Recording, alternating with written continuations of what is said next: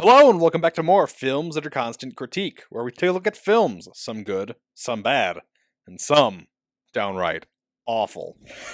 I'm Bongo Baikov, joined by our host Maverick, Dren, Zaria. This week we're taking a look at the 2014 film Army of Frankensteins. You sound a little bit irritated. I guess this was all self-inflicted punishment, but Was this one your fault or my fault? I'm trying. no, it was my fault because I was looking at a list of Civil War movies, and this was like at the top, and I was like, "What is this nonsense?" To be fair, I'm the one that subjected us to Hercules and Xena, the animated movie. And also Turks in Space. I subjected us to Turks in Space. But yeah. So, was this the most random movie we chose to do on the podcast? I think so, because this one really was just opening a Wikipedia page and deciding we're doing a movie. There was no real thought put into this one.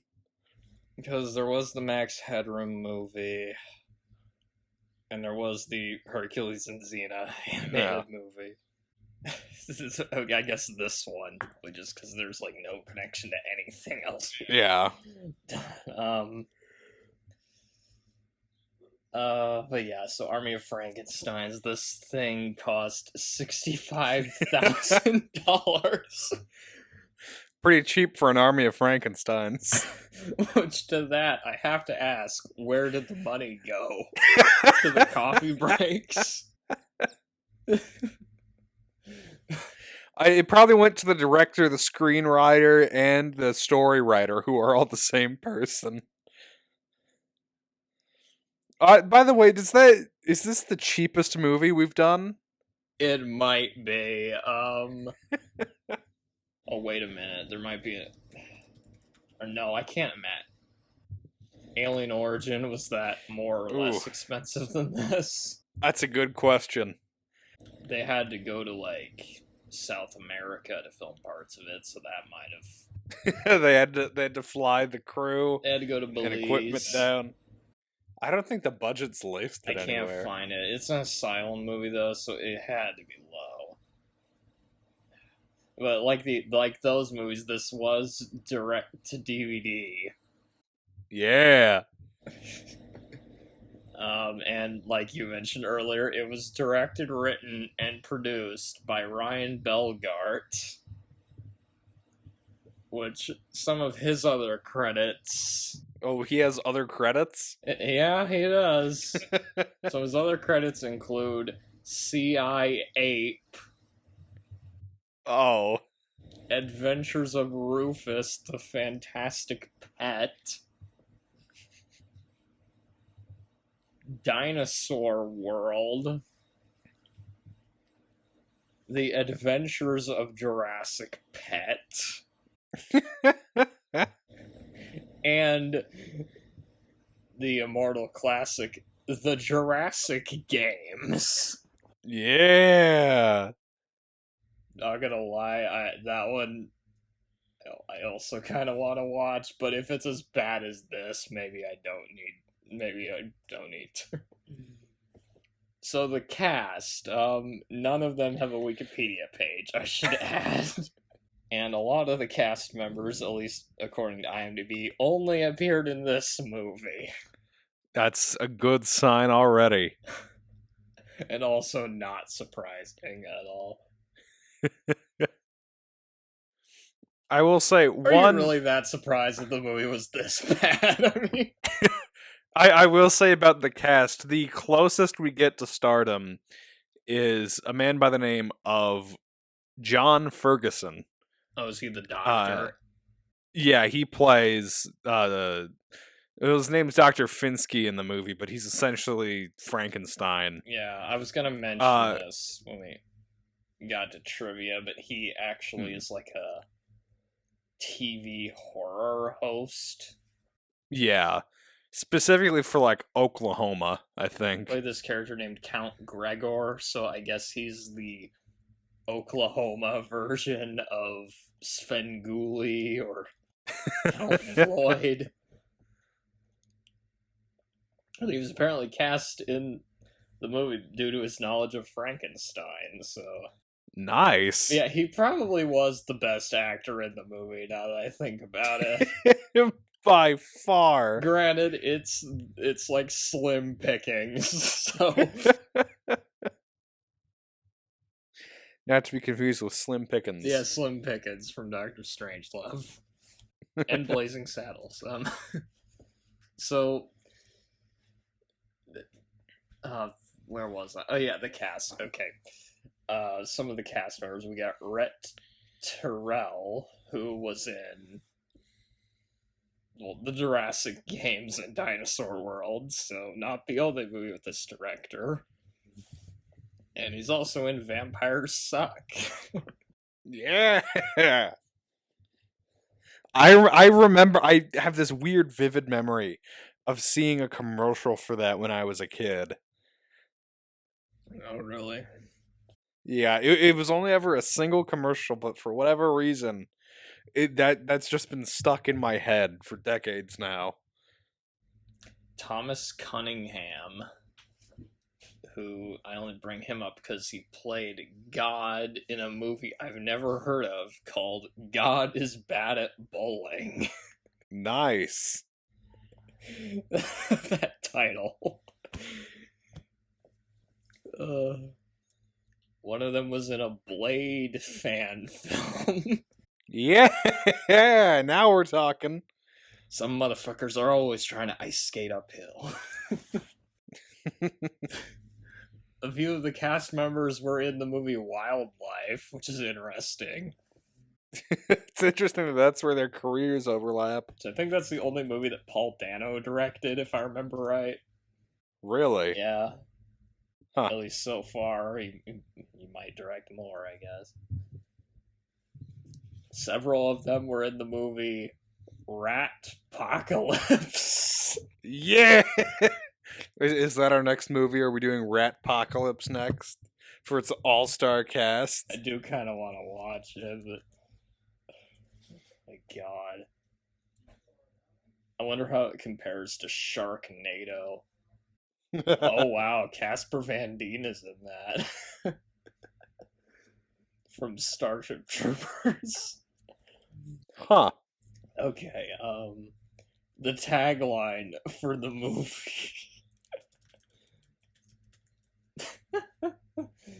Which that was one of the things that kind of sold us on this. On watching this movie.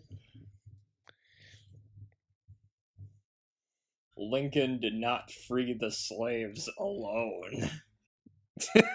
It's such a weird tagline. And when I read that, I didn't actually think they would include Abraham Lincoln in the movie, but Nope, he becomes sort of a main character at the end. so initial thoughts. Do you want to?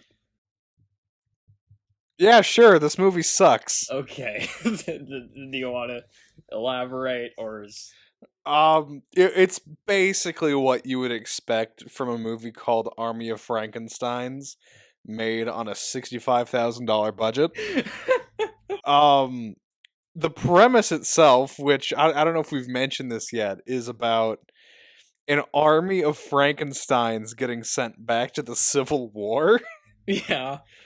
It's a weird premise, and it is not executed well at all. No one really knows how to act. I guess how everything is shot is decent. It's not like the worst cinematography I've ever seen. Yeah, But it's better than Alien Origin in that regard. Yeah, exactly. But the acting is all just off. The writing's not much better. The costumes kind of suck. Especially if there's ever a character with a mustache. I actually, one thing I will give it this, I didn't think the makeup was that bad. The makeup was okay. On the monsters, I thought it was alright. And some of the gore effects I thought were alright. Yeah. That seems to be where all of the budget went. Yeah. But anytime you see a character with a mustache, it's fake, and it doesn't look like they got a fake mustache. For like one character, like this supermarket manager, it looks like he has like a piece of cardboard they colored in black with a Sharpie taped to his That was face. something I noticed. Yeah, it's like some of the there was one guy who was wearing this like it looks like one of those mustaches you buy at like a party store that you like glue Yeah. on. Yeah, it looks so bad. Now, we established before this, we kind of chose this movie randomly because neither of us had ever heard of this movie. But we basically chose it because the tagline and premise sounded hilarious. And Yeah. this movie kind of reminded me of those From Dusk Till Dawn sequels where they were mostly pretty bad, but occasionally something really weird or stupid happened. Yeah, that's pretty accurate. Um, there's two lines that I think sum this thing up. One is, "You don't know how to survive here. You're an idiot." And this was all a terrible accident. But yeah, it's pretty bad. Bad acting. The dialogue in this, oh my lord, it's so bad. It's atrocious. The plot doesn't make any sense. And the thing is, like, it actually seemed like they were trying to do a plot. I know, like you could tell effort went into it, but it just didn't pay off. Yeah, in the immortal words of Jedi Master Yoda. Do or do not. There is no try. Or hell, like, just... At the end of this movie, you could just have Yoda saying, "That is why you fail." That would basically sum this whole thing up. The only positives I can really give it are some of the gore is good. The props, Yeah. I thought the props were actually pretty good. And the makeup on the monsters isn't bad. And I'll admit, I enjoyed parts of it. There were parts that got a laugh out of me. Mostly some of the fight scenes. I got but... so sick of it by the halfway point, though, because it was just stretching on for so long. I was just wanting the damn thing to end. It overstayed its welcome. It was because that's another thing about the movie. It's like an hour 49 minutes. There's no reason for it to be that long. Just I hit the hour 20 mark and I had to take a break, even though there was only 29 minutes left. Oh my god. I think at one point I was like in another tab, like doing something else, and I kind of just, I probably missed a few things while I was doing that, but yeah. But it isn't the worst thing we've done on the podcast, at least. Yeah. So. Amazingly. But it didn't quite... Okay, parts of it fell into the funny bad category, but not quite enough to save it. But... So, one thing I was wondering, though, about this was, based off the title, is if it would share similarities to Army of Darkness, and...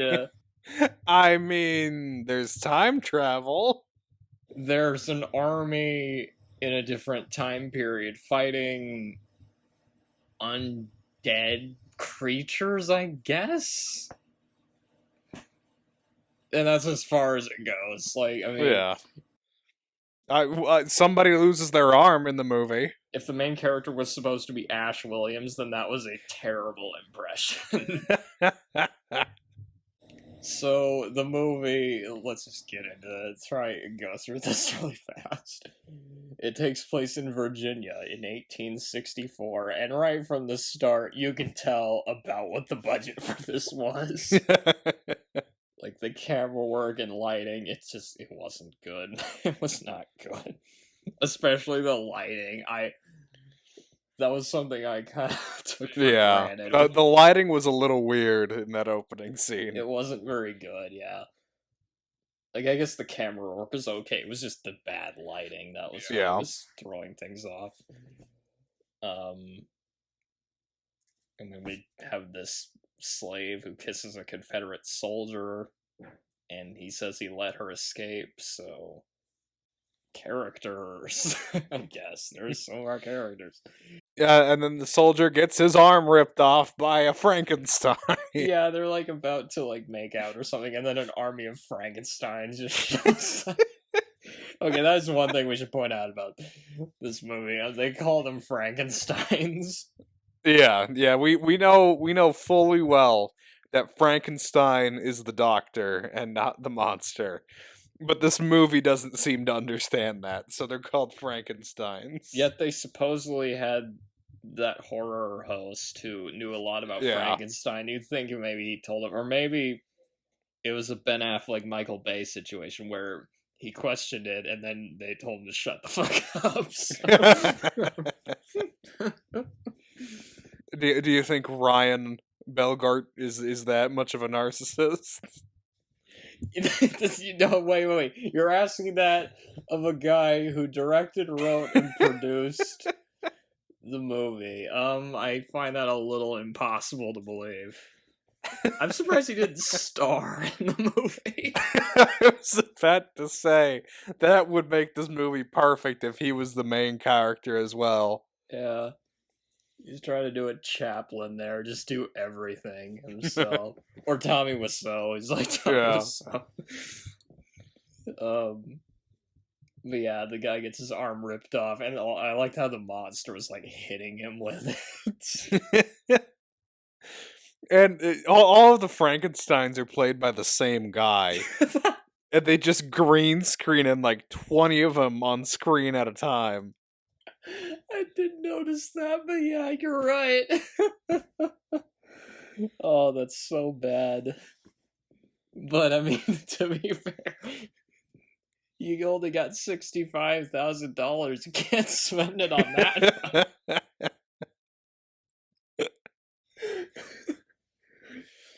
I mean, we should mention there are 3 unique creature designs, and one of them is just Frankenstein copy pasted all over the movie. Yeah, so he gets his arm ripped off, gets dragged away. Well, that was certainly an opening. I mean, to be fair, it does get your attention. It does. And then we get this made me laugh. We get a title card that says 150 years later. You could have just said 2014, guys. Yeah, you didn't need to say 150 years later. And we see a guy named Alan Jones. Alan Jones. But not the one from A Night at the Opera or A Day at the Racist. There's a different Alan Jones. That makes this a weird movie. He'd be singing every, 10 minutes. And Alan he's, in his house, opening an envelope, watching the news. And the news, they're talking about, grave robbing that's going on.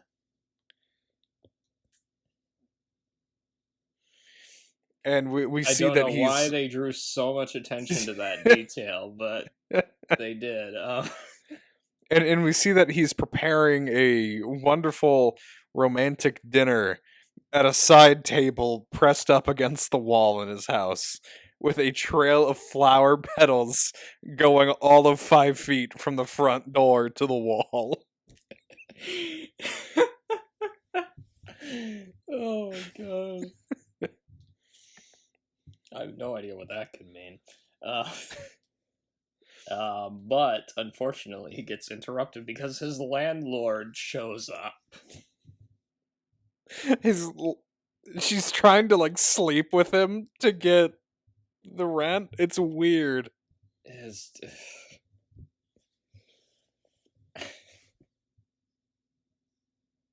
And she's saying she wants the money for Rent or The Ring. Yeah. Okay, God, why are people so weird in this movie? He goes to a store and meets other strange characters. Like this half-deaf old man. Yeah, who was that guy? I don't know. And like he asks him to read out like a birthday card and starts dunking on the kid for no reason. Is he only? He's just in that one scene, right? He appears like 2 minutes later. And then he's gone the rest of the movie. That's so fucking weird. He felt like, was this trying to be like Twin Peaks or something? Just had these quirky characters in this weird town or something. I don't know. What would have been funny is if they went back in time and met like versions of those of those people. I'm gonna be honest, I thought that's where the story was headed. Maybe I'm just thinking of that because I also watched Back to the Future recently.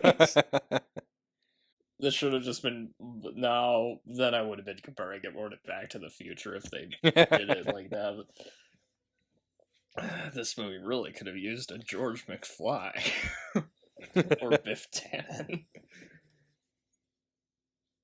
Unless is the Frankenstein monster supposed to be Biff Tannen? I don't know. Well, the Frankenstein monster is good in the movie. Oh, that's another weird thing. We'll have to talk about that later. But yeah, so there's this strange old guy, and then Alan, he's going there because he wants to propose to Ashley, who she works at the store doing checkout stuff, and, like, stocking shelves. And you know what a perfect time to propose while your girlfriend is on shift I was about working to at a say, grocery like, store. he just shows up there at the store, and it's like, it's so weird. And his timing's also really bad because there's this creepy guy with a mustache. That's very clearly just like a piece of black cardboard taped over his face. I was about to say, like, why do all the mustaches in this not look real? Like this one especially looks fake. Like it's distracting whenever he's on camera. Well, yeah. But yeah, this guy's like, his mustache looks fake, and he's like making unwanted advances to Ashley, his girlfriend. So we're less than 10 minutes into this movie, and what? We already have 2 characters that got sexually harassed. I mean, Yeah. Jesus Christ. It's an unsafe world in the Army of Frankenstein canon. And also, this acting is, Not good. yeah, what's the word? Terrible. There we go. It was literally reminded me of, like, acting in, like, a porno movie. It's bad, like...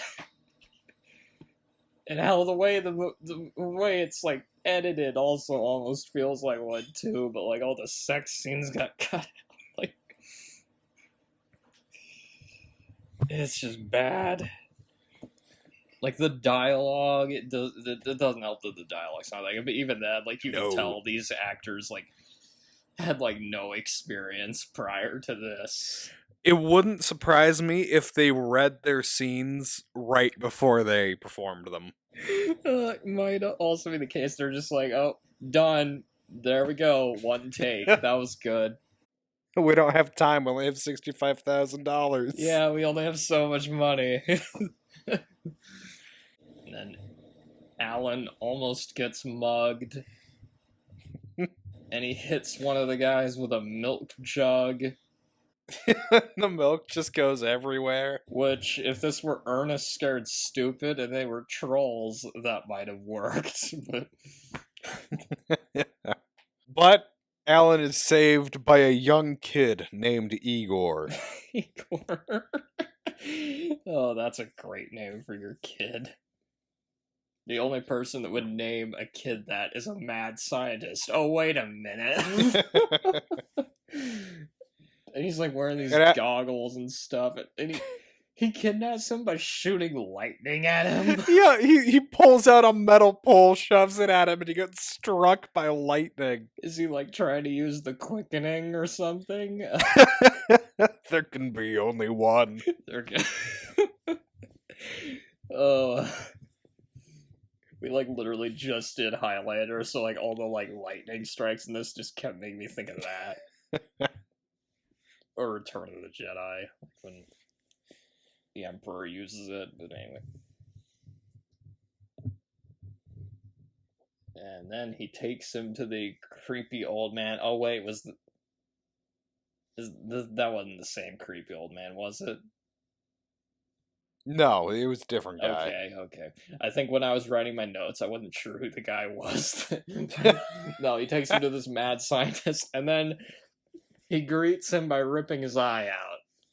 Yep, they stick him with green juice and then pull out his eye. Yeah, he literally blinded him with science.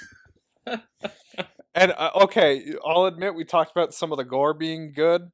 The scene where the eye gets pulled out, it happens a little fast, but I mean, there's some detail to it. It also was so unexpected too. Like I wasn't expecting them to do that. Like just like we're not even 15 minutes into the movie and already I was confused. I was like, what the fuck is going on?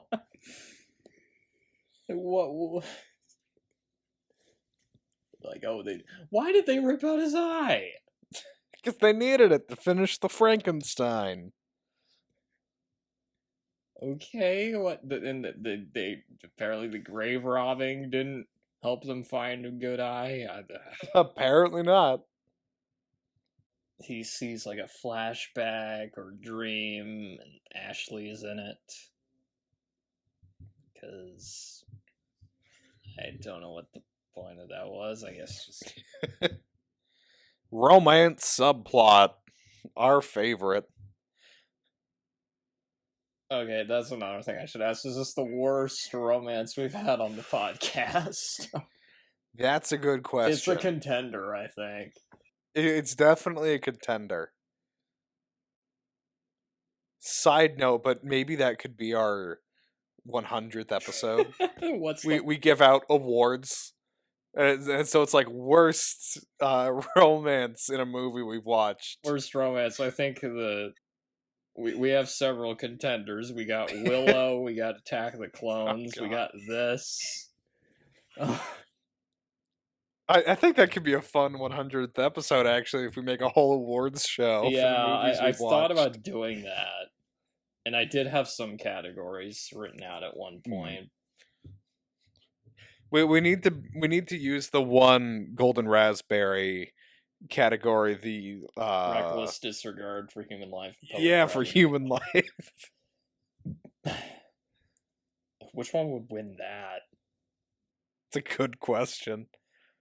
Yeah, so they blinded him with science, and then the mad scientist is talking like, "Hey, Igor, don't throw the switch until I tell you to, or something could go wrong." And then it goes then Alan... wrong. I don't actually remember. I'm being honest. Oh, you don't remember? I don't remember how he goes back in time. I just remember. So Alan is drugged and he tries to get up and walk away and falls on top of the lever, pulling it too early, which brings the monster alive, and then clones him like 30 or 40 times, and then for some reason it sends everybody back to the Civil War. Why does this one lever do that? It's a very powerful lever. Why would you ever create a lever that would just clone and also send all the clones back in time? That doesn't make any sense. You know, if we were giving out an award for worst scientist, I think Dr. Finsky would be on that list. What's this competition, though? That's the thing. Like, I mean, we've had plenty of scientists. Like, what was Darkman doing? He would have stiff competition from, like, the scientist in Alien Resurrection, I think. Yeah. How about Dr. Nobi from The Evil Dead? Dr. No. Oh, yeah, he was pretty bad, yeah. Or Tyrell from Blade Runner. Although at least with Tyrell, he was kind of supposed to be a villain. Yeah. So you might be right, though. This guy might be the worst scientist we've had on. Definitely up there, yeah. Was there somebody else? Like,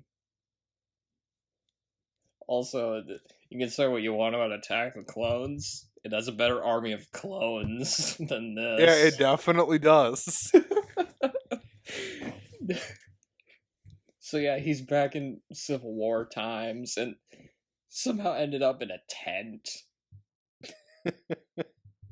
I was so confused because I like looked away for a bit and then all of a sudden this happened. Like, did that just happen in like a span of seconds where he just went back in time? Yeah, he gets thrown back in time. He ends up like either right by or inside of the tent. Then Igor shows up. Then the mad scientist shows up and dies. Oh, and he also has an eye patch. We have to mention that. Oh yeah, he has an eye patch now since he had his eye taken out. Because they blinded him with science. With science. I'm sorry, I had to reference at least once in this. And then, okay, we get what we came to see. We see some Frankenstein monsters killing Civil War soldiers. And they're just massacring them. I don't remember if it was this scene or if it was a later fight scene, but one of the Frankensteins grabs a dude's face and just rips it clean off. That does happen in this scene, I think, yeah. And I mean, yeah, this is what I wanted. That's all. And we in this movie, I mean, you at least. And we end up that. finding out that the Frankensteins are invincible. You could only hurt the original Frankenstein monster, and even then it'll heal before you can do anything to it. The rules in this movie are just so nonsensical. And another thing that was really dumb is that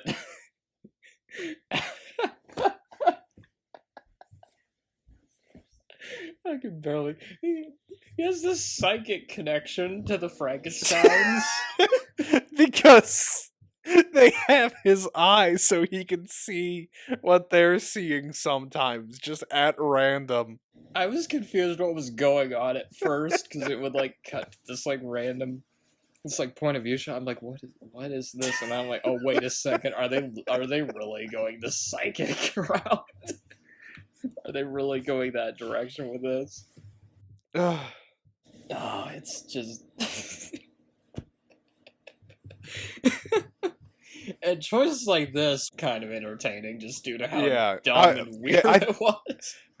I think if the rest of the movie kept up the energy that this scene and this part of the movie had, then I think the whole thing would definitely be in the so bad it's funny category. It really sags in the middle. That's the problem. It does. The middle portion of this movie just sags. So you could have cut so much stuff from the middle of it, but because they thought they had a plot, they didn't.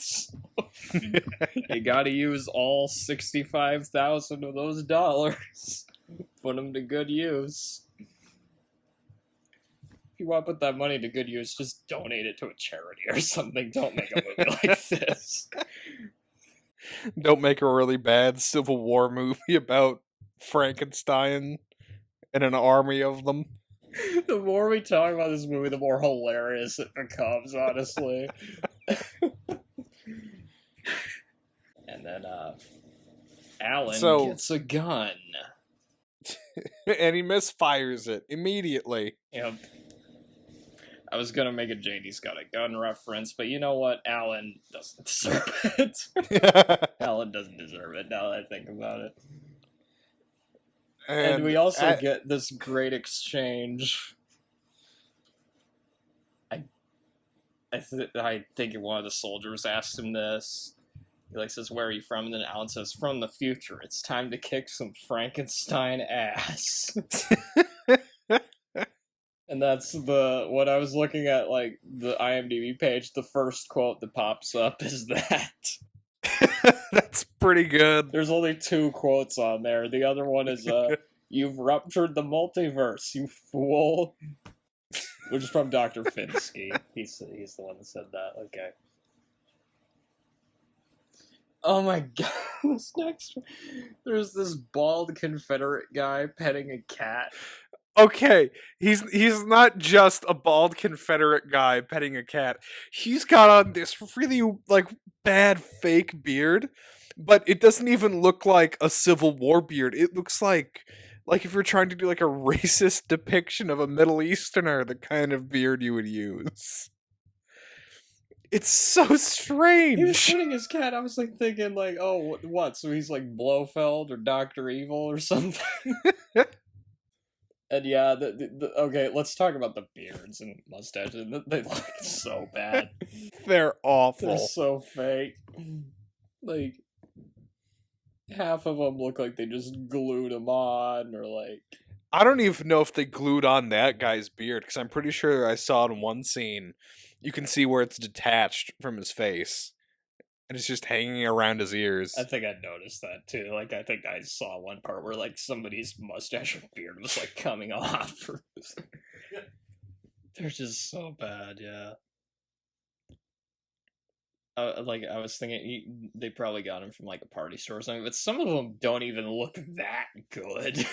No, some of them look even worse than that. And while Igor is behind Confederate lines, he ends up dropping his injector gun thingy and leaves it for the Confederate leader. He then the evil Confederate guy then injects it into his cat, which becomes this weird monster thing. I don't and remember runs off. that. I don't. Yeah. It weirdly comes up again. Oh wait, was that what that werewolf thing was? Yeah, no, I thought it was a werewolf at first too. But apparently they mutated the cat and that's what shows up later. Maybe I should have paid a little more attention to this movie, because this is kind of hilarious. I think we're making it sound a lot better than it actually was. We are, yeah, that's true, because the acting in it just was that bad, like that it just dragged so much of this down. And then at one point, Alan Jones, he thinks he's talking to a relative named Solomon, and I guess he's his father's brother's nephew's cousin's former roommate or something. And the only reason he knows he's a relative is because he got a random piece of junk mail saying, "Hey, we found a relative who fought in the Civil War." At the very beginning of the movie. I forgot about that. Yeah, that's what his mail was at the beginning. I guess I just didn't think I didn't really take much notice to it. I didn't think it was important, so I didn't write that down. I don't blame you. Because, I mean, it's the plot to this. These people, they were both putting too much thought into it and not enough thought into it. And then he says something about how it's probably not him because he lost an arm. Yeah. Foreshadowing. The foreshadowing in this, I swear. They walk around and he hallucinates Frankensteins again. And then they see Frankenstein monsters attacking soldiers, where again he's seeing from their point of view. And the main Frankenstein ends up kidnapping Virginia, who's dating Solomon. Wait. So, it takes place in Virginia, but the character's also named Virginia. Anyway, continue. Sorry. And the monster grabs Virginia, takes her into a hot air balloon that's just sitting around ready to go, and takes off. Again, I don't remember this. You don't remember them stealing the hot air balloon? There's a hot air balloon in this? It's like a solid 10-15 minutes of the movie is spent talking about the hot air balloon. Oh, was that like the middle section where it was like super Yeah. boring? That might have been Yeah, why. because so then Alan, Solomon, and Igor have to try and hunt down the hot air balloon to rescue Virginia. Okay. I guess that was like a point where in the movie where I was just I don't care what's going on at all. Like just And so what ends up happening in this hot air balloon is that either that Vir- or the special effects were so bad that I couldn't tell it was supposed to be a hot air balloon. It might have also been that. And so Virginia like starts singing and it calms the monster down, and then she explains that she was a slave, and it moves the monster to tears. So then all of the Frankensteins at once decide to fight for the Union to destroy the Confederacy. Was that the weird scene where she was like singing a song? Yeah, that was in the hot air balloon. Okay, oh my god, that was in a hot air balloon. Those are so okay. If that's the case, I could not. It's like the cockpit scene from like Plan 9 from Outer Space. You can't tell that they're supposed to be in an airplane because it looks so bad. Wow. I thought they were just sitting around at a campfire. I did not think. No, they're in a hot air balloon. I promise. I missed the part where they got in the hot air balloon, and then I didn't realize. That says a lot about this movie. And also that sometimes there's another thing. I have to write notes while I'm doing this too, so I just So said hot air balloon gets shot down by the Confederacy. before And- we get to that though, there were a few lines of dialogue I wanted to draw some attention to. One was when Alan's talking to Igor, and he says, "After all, you did rip out my eye and kidnap me." I couldn't even say that with a straight face. After all, you did rip out my eye and kidnap me. Which, maybe the line itself was, I don't know, I mean, even the line itself's not great, but like the way it was delivered just didn't seem right. And also he asked Igor, "What are you, some kind of love expert now?" Some really... Another thing about some of these lines probably could have been salvaged, but these actors were just terrible. Yeah, no, they were not good. Like, some of the acting in this was just so painful to watch. Yeah. You said the hot air balloon got shot down or something. Yep, the hot air balloon gets shot down by the Confederates, and they capture the Frankenstein and Virginia. Wait, was this before or after we got Igor's backstory? I think it was right. Yeah, no, it was right before, because then Alan, Solomon, and Igor wait. make camp, and that's So where they this is talk when about it. okay, this is when they end up at the campfire. Okay. Yes. Okay, this is when they're at the campfire. Yeah. This scene. This scene. We'll definitely be talking about this scene. And this is where we get Igor's backstory. Apparently, the mad scientist found him as a baby in a dumpster. And he just took him and he named him Igor. That's even weirder than Super Mario Brothers, where she was raised by, like, dinosaurs or something. She was born from dinosaurs, raised in the Catholic Church. That's right, yeah, okay, sorry. I guess, again, this is more weird than that. They just raised him as a son and taught him about science, I guess. Okay, because you do Why that not? sometimes, right? You find babies in dumpsters and you're like, I'm gonna make them my lab assistant.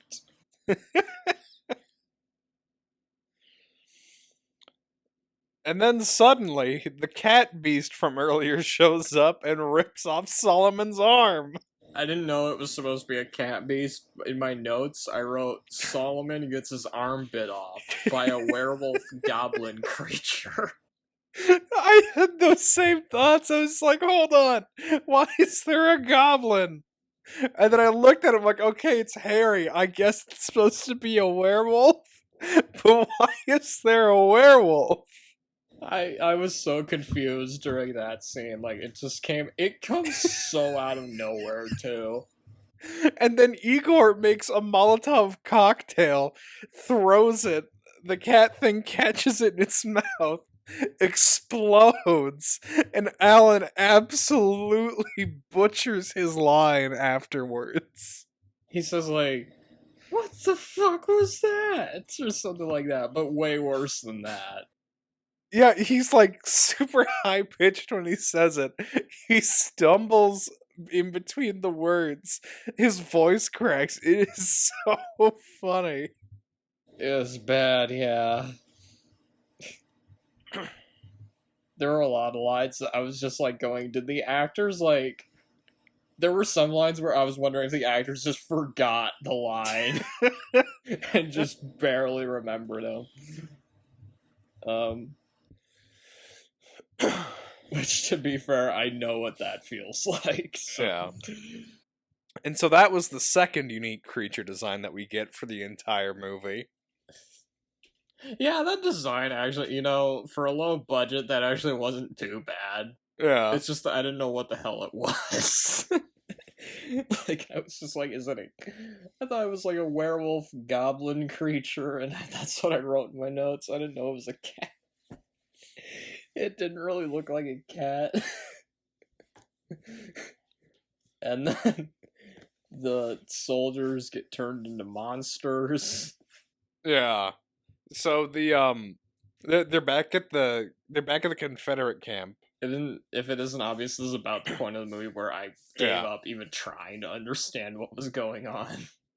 So then it goes back to the Confederate camp, and the lead Confederate guy turns one of his subordinates into a Frankenstein, almost. So he injects him with the Frankenstein serum, and he turns into a monster. That's not how it works. Wait.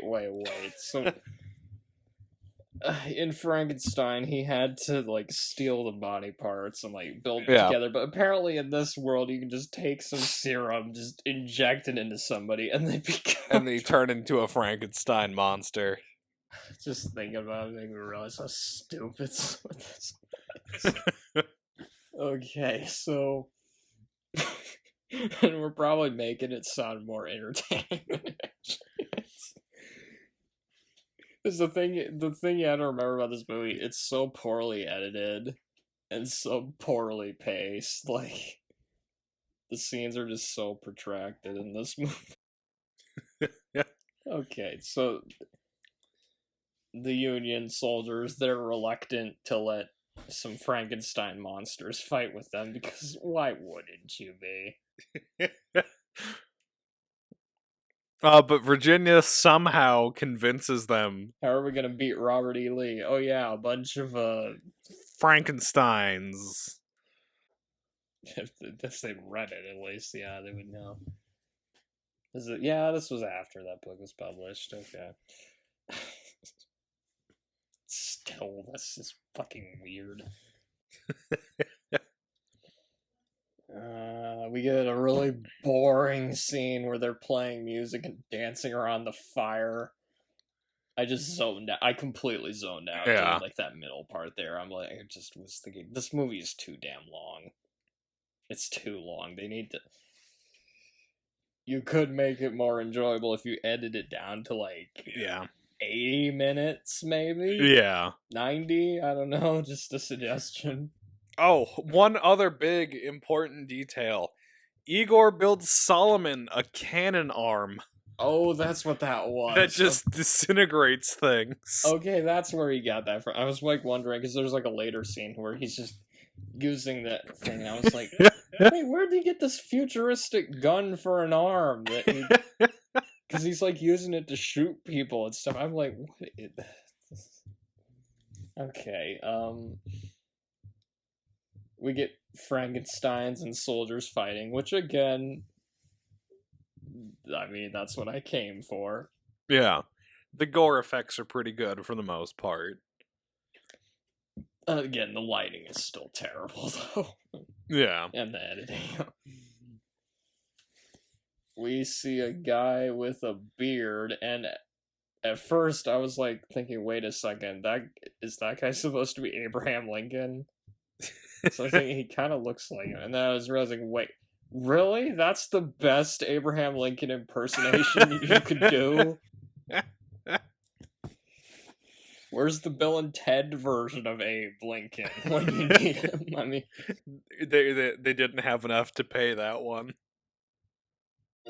Be excellent to each other.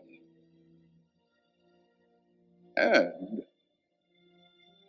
party on, dudes! but yeah, Abraham Lincoln is a character in this movie now, apparently. And he invites Alan Igor and the monster to the White House to talk to him about their victory. What? Just, I'm surprised General Grant wasn't in this. Yeah. Robert E. Lee is. Yeah. Which that was another scene where I was like going, wait a second, is that guy supposed to be Robert E. Lee? And then they were saying... It's quite possibly the worst Robert E. Lee that I've ever seen in my life. What's like the other competition? Like the real Robert E. Lee? Because the real Robert E. Lee wasn't great either, to be fair. Was it wait, what's the competition here? Like the Gettysburg Robert E. Lee? Yeah, we'll say the Gettysburg Robert E. Lee, and then I'm not giving any honor to gods in general, so we're gonna ignore that one. That movie doesn't deserve any honor of any kind. Exactly. That movie is such a piece of shit. Yeah, I don't know too many like Robert E. Lee impersonation. I can think of plenty of Abraham Lincoln impersonations, including Abraham Lincoln versus zombies. Which honestly, I think that Abraham Lincoln was better than this one. Well, when Abraham Lincoln's your main character, of course he's got to be good. Yeah. Imagine how bad that Lincoln movie would have been if Daniel Day-Lewis had given a terrible performance in that movie. Yeah. Your whole movie would have just sunk like a stone if that had happened. And so the trio ends up arriving into Washington, D.C., and they find... It was so stupid. Keep going. And they end up finding out that the evil Confederate guy and his monster have also arrived in D.C., and that they're meeting someone in a tavern nearby. When you describe this movie, it sounds hilarious. But actually... But it's really boring. We're, like, skipping over, like, so much. Because, again, you have to remember, this movie is only, like... It was only, like, 11 minutes away from being 2 hours long. Yeah. Oh, my gosh. And so the three go to investigate what this Confederate guy and his monster are up to. You missed something. Alan... Apparently he accidentally is the one that invented the nickname Honest Abe. That's right.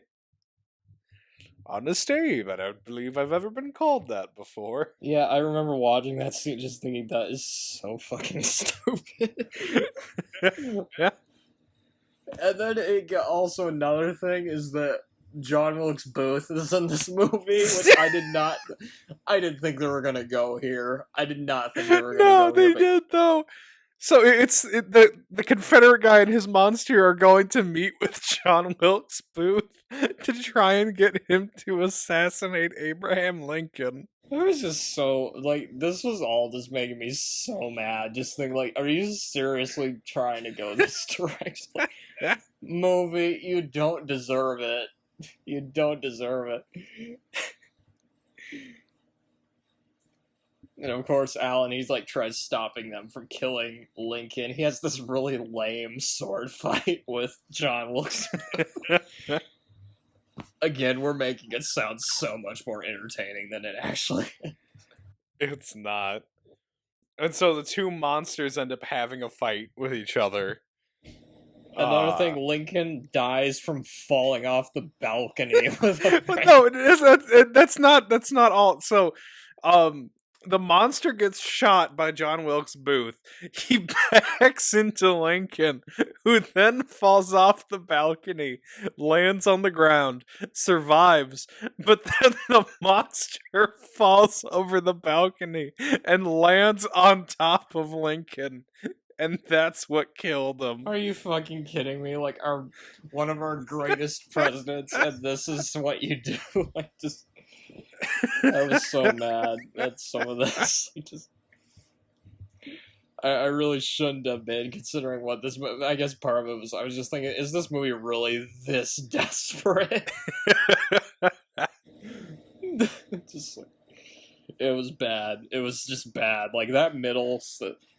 From the middle, like, onwards to, like, just before the end, that section of the movie just sucked. It really killed the movie for me. And then Solomon shows up with his cannon arm. It was just so bad and not in an entertaining way. And then Solomon shows up with his cannon arm and disintegrates John Wilkes Booth. Well, at least they killed John Wilkes Booth. Yeah. But since the Frankenstein has died, a portal has opened up again so that Alan can go back to his time. I also wrote, like, around here, like, I just wrote, stuff happens. That's fair. I basically gave up writing notes. I also wrote, is this movie almost over? Jesus Christ. That was right after all the Abraham Lincoln, John Wilkes Booth stuff happened. Yeah. So Alan shows up. I'll admit, okay, when he goes back to his own time, this part made me laugh. I'll be totally honest. It's so weird. He goes and he punches the creepy guy from earlier, and then he talks over the intercom and apologizes to Ashley, basically asks her to marry him, and then she says no. I'm not gonna lie, that part was actually pretty funny, just because in, like, you expect it to go the other way, or yeah, but, like, just the fact she just says no and, like, says you're crazy, or, like, just what is wrong with you, like, stuff like that. It it was actually pretty funny. And so she's also asking why he has an eye patch. Yeah. And earlier in the movie, she lent him $5, and so he goes to pay her back. And we see that the $5 bill now has a picture of the Frankenstein's monster on it instead of Abraham Lincoln. Gosh, it's like they were trying to disrespect Abraham Lincoln so much. And then the credits finally roll. Gosh, this movie disrespected Lincoln more than Birth of a Nation. Okay. Sorry, what'd you say? Nothing. I was just making a noise because of this movie is so weird. Okay, so overall, the sigh of relief I gave once the credits started rolling. I was like, "Thank God!" and I hit the back button and was done with it. Okay. Imagine how funny it would have been though if, like, if instead of like after the cat werewolf thing, werecat, whatever the hell you call it. Yeah. It'd be funny if after that scene, the movie just immediately cut to credits and it ended. You get no resolution or anything. It's like that would have happened if they, like, ran out of money or something, but they're like, oh, well, we still got to release it to get more money. To get our money worth off of this. If that had happened, then this could have been a contender for one of the funniest movies we've done on the podcast. Yeah. But no, this movie had to be an hour and 49 minutes. It had some... Okay, so overall thoughts. It had some funny parts. When it was... I think when this movie was at its best is when it fully embraced the whole... it's just a bunch of Frankensteins in the woods concept where there's all these like fight scenes. I think I figured out what the problem with the movie was. They were trying to be Yeah. too ambitious. Yeah. They thought they were making a good movie. That's the thing. Like, I think the people who were making this thought they were doing, like, which is kind of hilarious to think about, actually. Because that's the thing with, like, Tommy Wiseau in The Room. Like, Yeah. he thought he was making something good, and no, it's, like, the most delusional and stupid thing ever. Or maybe they didn't, I don't know, like, but the thing is, they bit off more than they could chew with this. They thought they could do more with this money than they actually could. Yeah. They thought, like, they should have just cut some stuff out of the script. They really would have been better off if they had. So there's really not much positive to say about the movie, although Not really. the makeup effects are good, and The gore can be good. yeah, the acting, oh my god, the acting in this, it's some of the worst acting and dialogue that we've had on the podcast. It's pretty bad. It's painful. I'd even say that the acting in Alien Origin was better than the acting in this. Alien Origin was more boring, though, that's the thing. Like, at least stuff... True, but the acting was still better. There was barely any acting in it, though, to be fair. Exactly. Honestly, I think Alien Resurrection had better acting than this, technically. Because, I mean, you do have Ron Perlman in that movie, and Sigourney Weaver. What other competition does it have? I mean, every one of the prequels is better acting than this. If not just for the fact, I mean, Ian McDermott and Ewan McGregor, so... Yeah. It's Superman 4, surprisingly, most of the acting in it was good. Everything else was a disaster, but the acting wasn't bad. I mean... I'd say Alien Convergence is what gets closest to this. But at least in Alien Convergence, it sounds like they rehearsed the lines before they started filming. Alien Convergence, the acting in that was pretty bad, to be fair, yeah. So, but I do think the acting in that was slightly better, but it was slightly better. It was not by much, though. It's like a gnat's turd of a difference.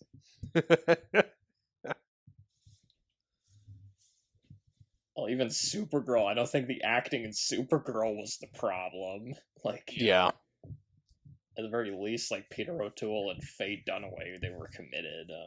And Helen Slater was not bad. This might be the worst acting we've had on the podcast, actually, now that I think about it. Yeah. Or, I guess, depending on what kind of acting you're really... I guess it depends what, like... Because they were trying to add inflection to it. It was bad. Whereas you look at, like, Hercules and Xena, the animated movie, it sounded like they were half asleep when they were saying the lines. Yeah, you could tell they were just reading directly from the script. Which, to be fair, some of the acting in The Phantom Menace is like that, too. Yeah. Which is kind of also the same with Alien Origin as well. Wait, does this have better or worse acting than Silent Night, Deadly Night Part 2? Ooh, okay, that might actually be competition. Because remember, I mean, we love Ricky Caldwell, but for like not the reasons they intended. Garbage Day. I don't really know how to judge the acting in Turkish Star Wars or Turks in Space. I'm gonna say that's fair, just because they are speaking Turkish. It probably is better than this, though. Again, like the.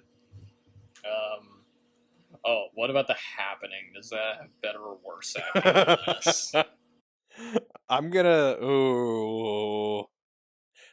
go with The Happening, but it's in the same league, I think. I think the problem wasn't with the actors, it was more with the directing. Yeah. Thanks, M. Night. Granted, this, well, I mean, obviously, yeah, the directing would have contributed, but the actors were just bad too. Like, most of them were terrible. Like, although The Happening has less of an excuse because they had like $50 million.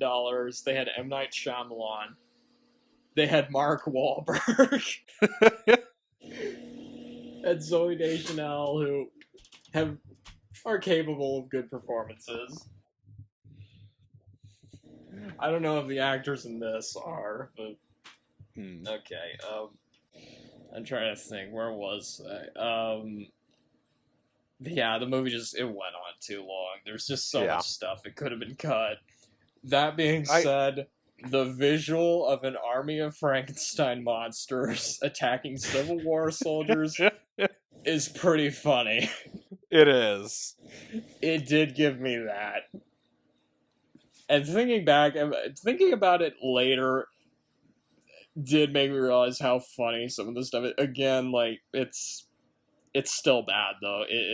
I was hoping it would be more enjoyable than it actually was. But, I mean, okay, it did give me a few funny parts, but I'm not going to watch it again. If I do, I would have to go in, chop out like 20 minutes, and then maybe I'd sit through it again. Like, I would be easier on it, but just it overstays its welcome. Yeah, it's far too long. It doesn't know when to quit. It gets so desperate that they're like, oh, okay, let's include Abraham Lincoln in this. Although, granted, if you go back in time to the Civil War, I guess you might as well have Abraham Lincoln be in it. So. Yeah. But still, that just felt so desperate. Wait a second. Wait. I just realized something. The title card at the beginning of the movie, it says this movie takes place in 1864, right?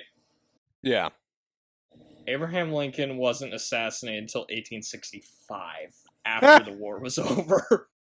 That's a good point. So I just realized that's a huge historical error right there. Granted, it was in this movie.